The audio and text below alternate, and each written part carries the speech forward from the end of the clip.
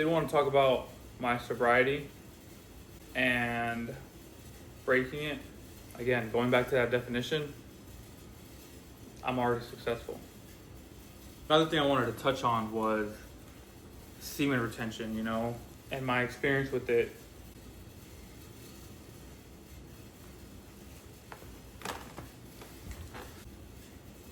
Been a minute since I've made a video, uploaded a video.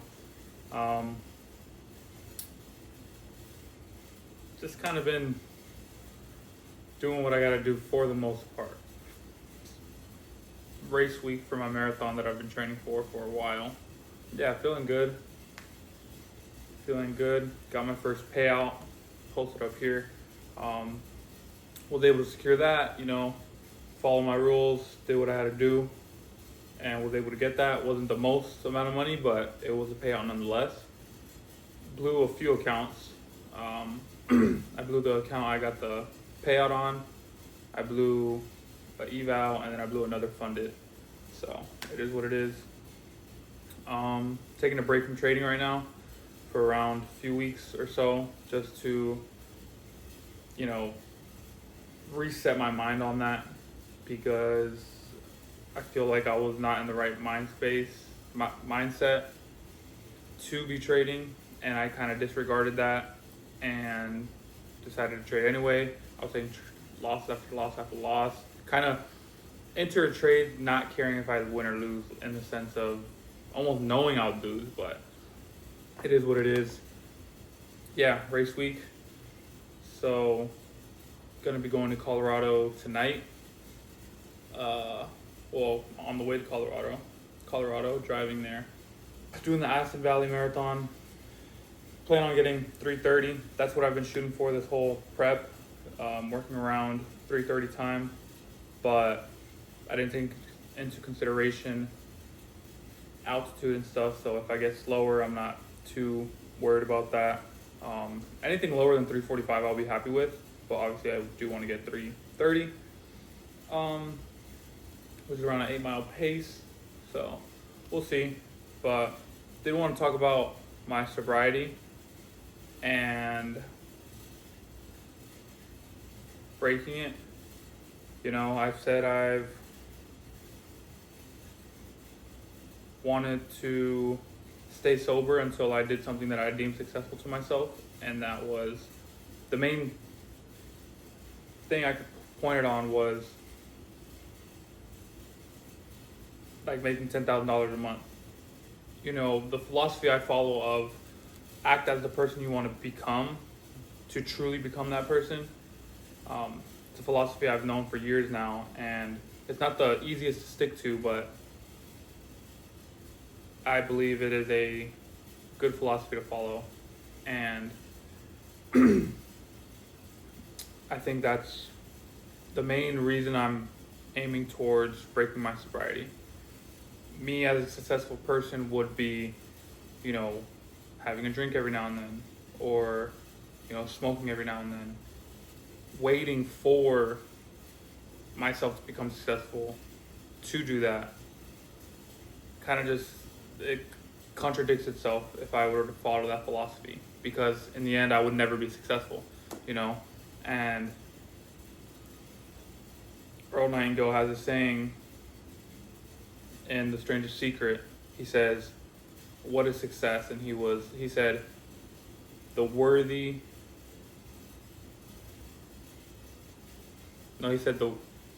the progressive realization of a worthy ideal.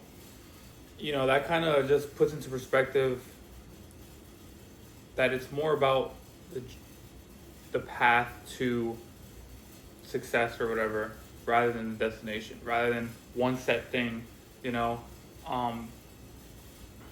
and he gives a few examples in the table of The Strange Secret. He says, the teacher who wants to become a teacher because that's what they want, or teaching that because of that what they want to do, is already successful. I like to give the example of somebody who works at a gas station. Not the most ideal job for somebody to have that would be successful, but if that's what they truly want to do, work at that gas station, and that's what they want to do every day of their life, following the definition of the progressive realization of a worthy ideal, that person's already successful. Going to Colorado also made me realize I'm doing what I want to do. You know, I'm traveling the country, you know, doing a race over there in a beautiful, beautiful state. You know, I've been before. I'm working on my own time. Who cares if it's just doing DoorDash, Uber Eats, or, you know, finding jobs here and there. I'm working on my own time, which is something I want to do for the rest of my life, no matter what it is. Obviously, trading is ideal, but, you know, I'm not listening to nobody. I don't have to follow anybody's, you know, orders or whatever. It's just me. I decide when I want to work. I decide how much money I'm making, you know, this and that.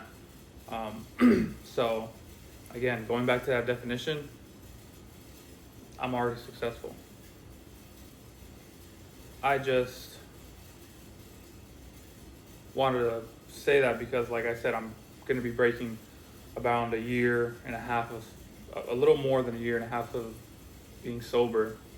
And I really want to instill in myself, like not just telling you guys, but telling myself as well, I'm already successful. Again, I'm doing what I want to do.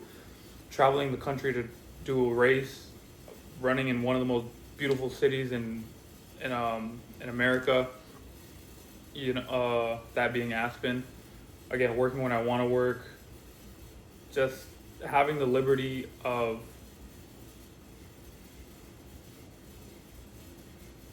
time and location, in the sense, you know, not necessarily financially free, but, you know, I'm still doing what I want to do, traveling the country, traveling the world soon, and working on my own time. This weekend coming up, July 25th, a month from then, going to be going to Tennessee to do a half marathon, you know, just doing what I want to do, bro, doing what I love doing, you know, which is running. And yeah, man, that's why I'm deciding to break my sobriety and telling myself I'm already successful. I'm already doing what I want to do.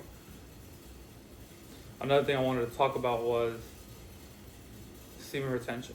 I don't really like to talk about my personal experiences with it because I feel like that's between me, myself, and God, you know, who I'm truly doing it for. But then again, for myself as well, you know, doing my best to not sin against my own flesh. As it says in the Bible, that is the only sin that is against the flesh. All other sins are against the spirit. Like I said, I don't like to talk about my experience, but I feel like this could be beneficial for some people. For so long, I put value on the streak of semen retention, you know, how long I go and stuff. I would, before, tell myself, you know, don't count the days, makes it easier, you know, don't worry so much about the streak, just focus on the next day. But I would still put value on the streak. You know, I would tell myself, well, I'm 2 weeks in, I'm 4 weeks in, you know, I should be experiencing this now, I should be experiencing this benefit. What I realized, especially this past streak or whatever that I was on it for around over a month, and I found myself not experiencing any of the benefits that they say. You know, they say after it's around like 2 weeks when you start, you know, experiencing these benefits, but you know, I was 4 or 5 weeks in, and you know, I wasn't experiencing anything. I was still drained, like energy wise, and you know, just experiencing none of these benefits. But what I also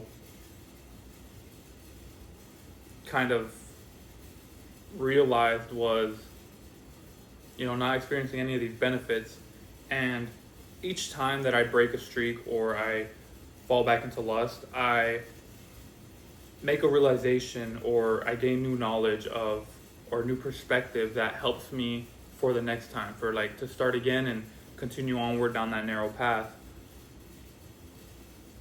And the new perspective, the new knowledge I'm about to say, I realized it last time, but I didn't pay too much attention to it. But this time around, I really paid attention to it, and I think this would help a lot of people knowing this.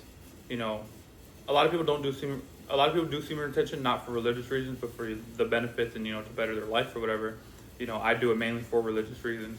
But no matter how long of a streak I've been on, or how little of a streak I've been on,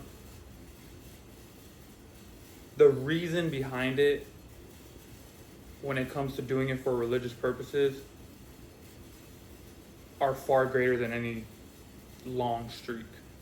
You know, I want to read this Bible verse first. It's in 1 John chapter 3, I believe. It says here, 1 John chapter 3, verse 22. I'm pretty sure I've shared this before. It says, "And whatsoever we ask, we receive of him, because we keep his commandments and do things that are pleasing in his sight." And that's what I really want to emphasize on, is doing things that are pleasing in his sight. He will answer our requests, you know. He will give us what we want. And, you know, this past time of me falling back into lust, after that, I really started, you know, I'm pleading and praying to God, I want to end this. I want to stop this, you know. And I started building a habit of, as soon as I get up in the morning, I read my Bible. That's the first thing I do. One of the first things I do, you know, because I'm still guilty of scrolling and whatnot in the morning. But before I get out of bed, the first thing I do is read my Bible. And, you know, I'm praying every night, genuinely, praying every morning, genuinely, and just going out throughout my day with him in my mind and him the center of my life, you know. And I think that is the most pleasing life one can live for God. And as it says in here again, I want to read it again because I love this verse so much. You know, it's like almost like a blueprint of what to follow, or like how to live. It says, "And whatsoever we ask, we receive of him, because we keep his commandments and do those things that are pleasing in his sight." And again, I believe there's no such daily life than the things I just explained that are pleasing in his sight, you know.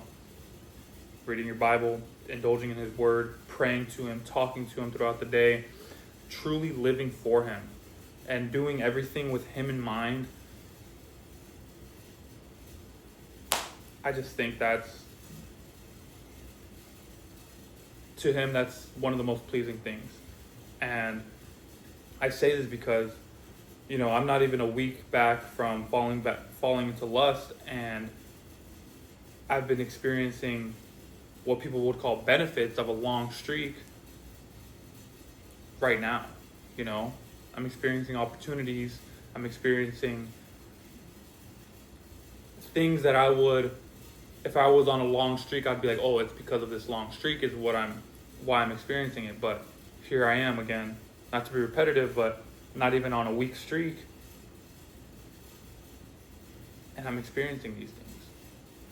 And I truly, truly, truly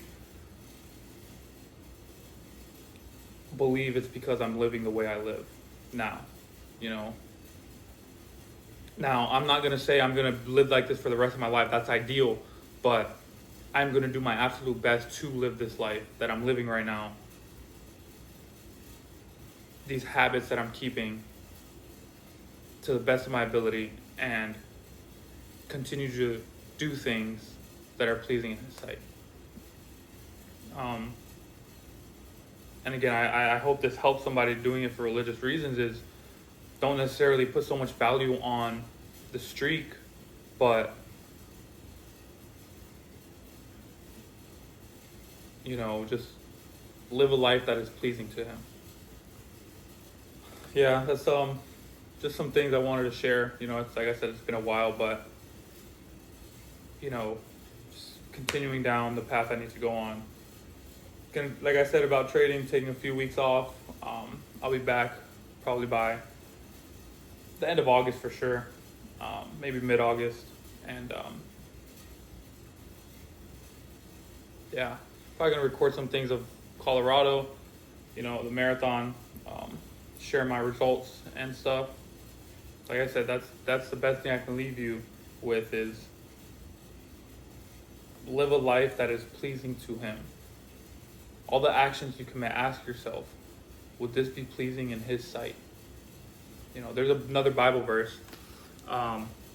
It says, he that claim that he lives in him, talking about God, must live as He did, talking about Jesus. You claim He lives in you, then you must live the life that He did, or do the best that you can to live the life that He did. And I think Jesus is the best role model for anybody, truly. So